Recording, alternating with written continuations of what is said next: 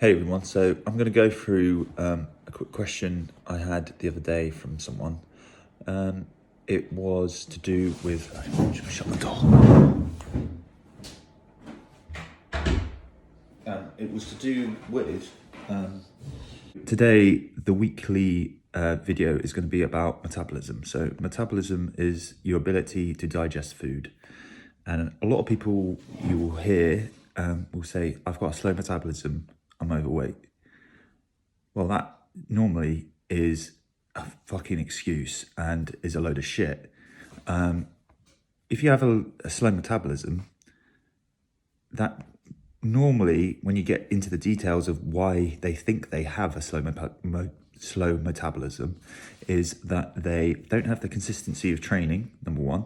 So they're going on and off training and they're not getting that consistent training schedule, number one. So they're not doing their work. Number two, they are having a very high carbohydrate and high fat diet without any real good protein sources, or having got a consistently, I say high protein diet, but it's an adequate protein diet, optimal. So they haven't got the optimal protein intake to establish a good metabolism. So two pretty big ones already. And number three is that they've probably done a lot of crash diets in the past. So when you do a crash diet, it's like a fad diet, like Slim and World, keto, stuff like that. So it's not very sustainable for long term, and it's not a lifestyle change. Unlike counting calories, which is, you can still within reason have some of the foods that you like within reason. So you will only have maybe, like, you won't overeat on those foods. So when they do these crash diets, they'll go from, so especially keto, one of the worst ones I'd say, is that you go from this maintenance level or even a surplus, so you're gaining weight, and then you'll crash straight down to these really low calories that you're not having any carbohydrates anymore, and you're just having fats and protein, and you're on this, probably on 12, maybe 1,000 calories a day. You last for it, if you're good, mentally strong, probably you might last 2 weeks. And then as soon as you come off, your body's now used to not having any carbohydrates, which is stupid because you're going to eventually eat your carbohydrates because it's delicious. And then you go straight back up to a further surplus. Your body's not used to it, and your insulin sensitivity will be all fucked. And then you will absorb fat at a faster rate than compared to being on a slow deficit and even having carbohydrates in your diet. So the point is, if you keep shooting up and down, your metabolism, it's going to fuck your metabolism anyway. So the three rules that I try to establish before starting is to make sure the first week they do a maintenance